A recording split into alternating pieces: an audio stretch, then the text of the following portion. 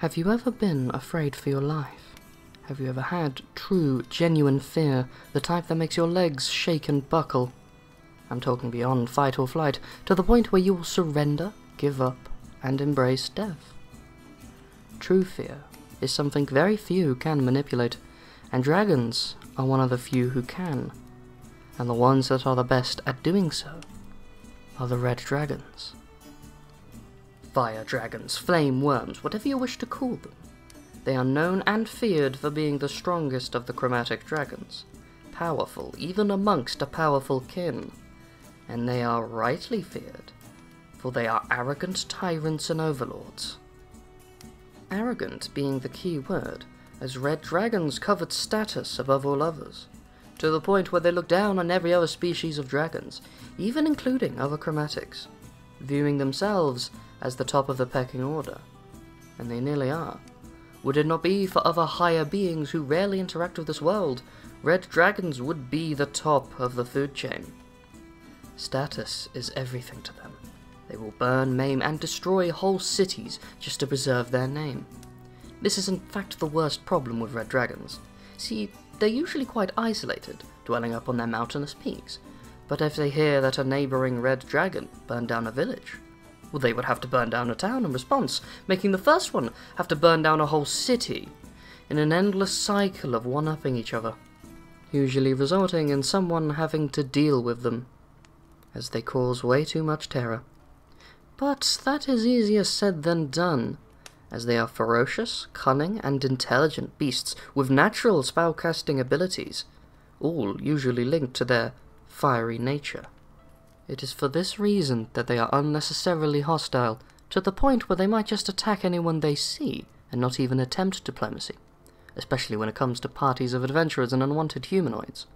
But they do like having humanoid minions, as well as anything else that would kneel before them, especially if they are fire-related. Hell, I've even had one try to command me around seconds after meeting me. It's usually best to accommodate them, and then make your leave when you can. Although this is quite a rare scenario, as most will flat out try to enslave you if they want you as a servant. Although, quite a lot of people do willingly serve them, especially those of an evil nature. And in truth, you could do worse for an overlord and tyrant. But I will admit their climate is an awful place to live, as they make their lairs at the top of mountains and volcanoes, favouring those with the better view. It is for this reason that you will find them in almost every climate, as most have large peaks with grand views. This, combined with the fact that they are hostile towards every other type of dragon, has resulted in them making countless enemies throughout the land, of all sorts and calibers, including every other type of dragon, to the point where if you see a red dragon teaming up with any other type of dragon, you know that something big is afoot, and a momentous event is to occur. A horde is very important to a dragon. This is true for all of them. It's part of a true dragon's nature to amass a hoard of usually wealth. But red dragons take this a little too far. They are obsessed with their treasure. Personal value means little compared to pure wealth.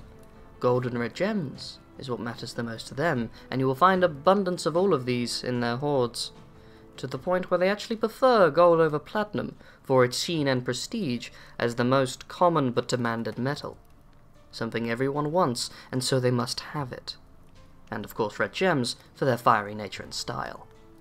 If you want to gift a red dragon, you give them wealth. But if you want a red dragon to take notice of your gift, to make it turn its head in true appreciation, then you would need to give them something of grand value and is personal to them. Gold and ruby jewellery would be an excellent start if you somehow knew their measurements, but the best gift I've seen in one's hoard is a life-size statue of a young red dragon made of pure gold with red gemstones for eyes. They would also appreciate something sentimental, were it to have some practicality behind it. A detailed mosaic map of their territory and domain would be greatly admired by them, as well as a statue of some significance to them, or anything artistically made and shaped like a skull. Bonus points if it's of a rival of theirs. Their lairs will most likely be filled with all sorts of these artistries depending on their age, The older the dragon, the more to be feared as always. It will also be a boiling hot hellscape that will most likely be filled with countless traps, as they are quite competent strategists that have planned for almost every eventuality, especially when it comes to their most hated enemies, the like of adventurers. Their more magical nature has resulted in most of their lairs having lava or magma, even if it is not located within a volcano. See, their fire breath is partly magical, resulting in it reaching temperatures that should be impossible. Some of the most ancient of their kind can even melt stone into magma, which is why most of them have it in their lairs, as it is quick, powerful trap, and not that hard to make. Another interesting fact about their lairs: although they prefer volcanoes, the view of their land must be beautiful and surveyable, something that a lot of volcanoes just sorely lack. So what you will find is that a lot of red dragons go out and find a lone mountain and make a massive artificial magma chamber. But the fact that you're still listening to me implies that you might actually want to fight one, in which case, heed me now. They have no natural weaknesses. None. They are mighty, strong, powerful, intelligent, and magical. This does not mean the task is hopeless. Heed my advice, and you might be able to overcome the beast. Like all dragons, you'll need the correct equipment. The older the dragon, the more this is a necessity. Something like a magical dragon-slaying weapon is a requirement for an ancient one. Another is that they are completely immune to fire, unsurprisingly. Luckily, you don't have to fight this fight alone. See, because they have made so many powerful enemies, you can almost certainly find a powerful creature willing and able to help you. They might even be another dragon. Hell, a dragon helping a group of adventurers kill a red dragon happens quite a lot. The last thing I shall note about them is that their arrogance can get the best of them. If you insult them or their pride enough, they might even throw away their strategy, in a fit of pure rage to preserve their name. That is all the advice I should give you about the dragons themselves, and in truth there is little more I can give you. They are near unstoppable in many ways, but I can aid you in another way.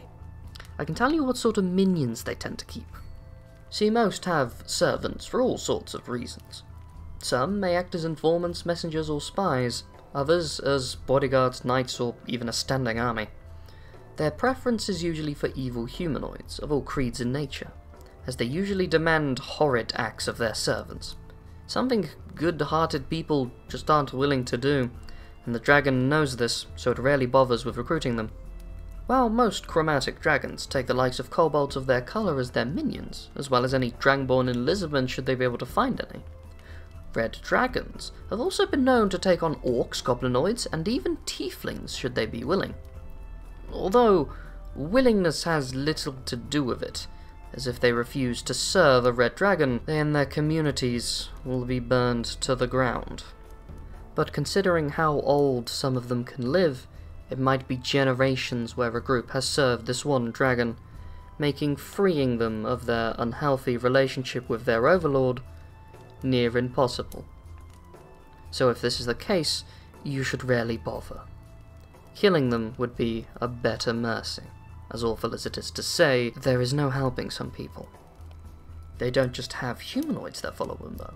Fire snakes and salamanders, constructs and things like gargoyles, ogres, enets, maybe even fire giants, possibly even fire elementals. Hell, some demons have even been known to serve them. There is a tale of an ancient red dragon that acts as a mount to a Baylor. They will also have anything else fire-related if I've forgotten it. But come to think of it, those who serve the dragon take on a more fiery nature anyway. See, as previously mentioned, they are magical creatures by nature, like all dragons, making them affect the things around them, sometimes altering them magically. Some refer to this as horde magic, as it gets more powerful the more prestigious the dragon, and the more prestigious the dragon, the more massive their horde. I've seen a tribe of kobolds turn more fire-prone, with their horns taking on the shape of their dragon overlord, and more of them being born as sorcerers as a small example of this. But I also know that these effects can take on a more drastic change.